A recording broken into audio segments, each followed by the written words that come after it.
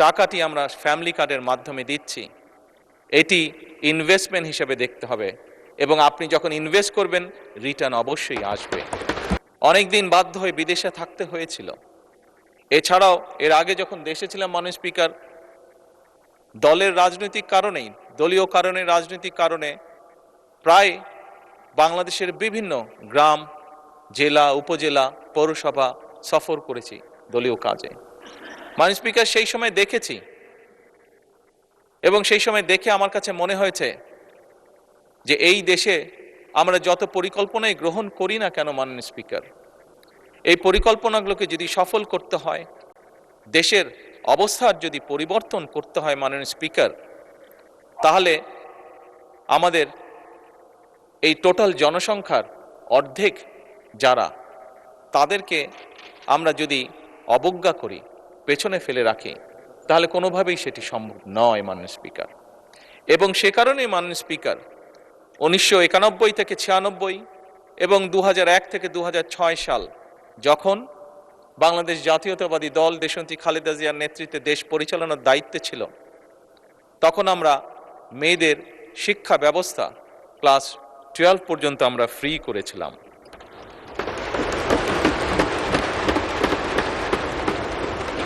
মাননীয় স্পিকার,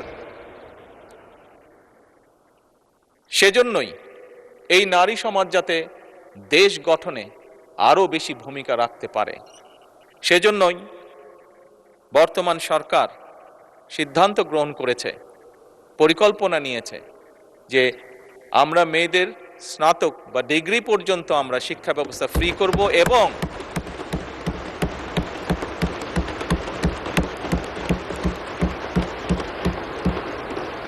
মাননীয় স্পিকার, যারা ভালো রেজাল্ট করবে, যে সকল মেয়েরা ভালো রেজাল্ট করবে, তাদেরকে আমরা উপবৃত্তির ব্যবস্থা করব ইনশাআল্লাহ সরকার থেকে।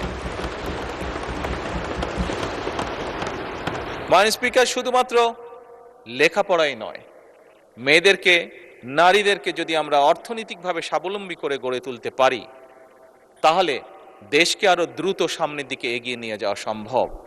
এবং এইটি করার লক্ষ্যেই আমরা ফ্যামিলি কার্ড নামে একটি কার্ড, এটার প্রতিশ্রুতি আমরা নির্বাচনের আগে দেশের জনগণের কাছে দিয়েছিলাম।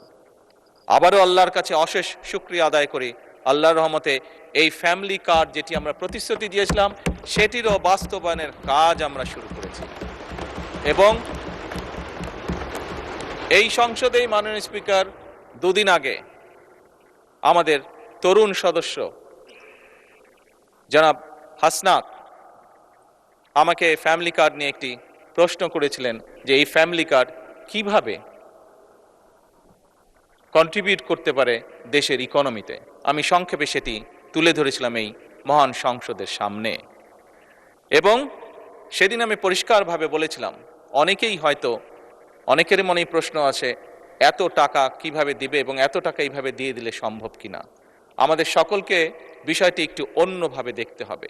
যেই টাকাটি আমরা ফ্যামিলি কার্ডের মাধ্যমে দিচ্ছি এটি ইনভেস্টমেন্ট হিসেবে দেখতে হবে, এবং আপনি যখন ইনভেস্ট করবেন রিটার্ন অবশ্যই আসবে।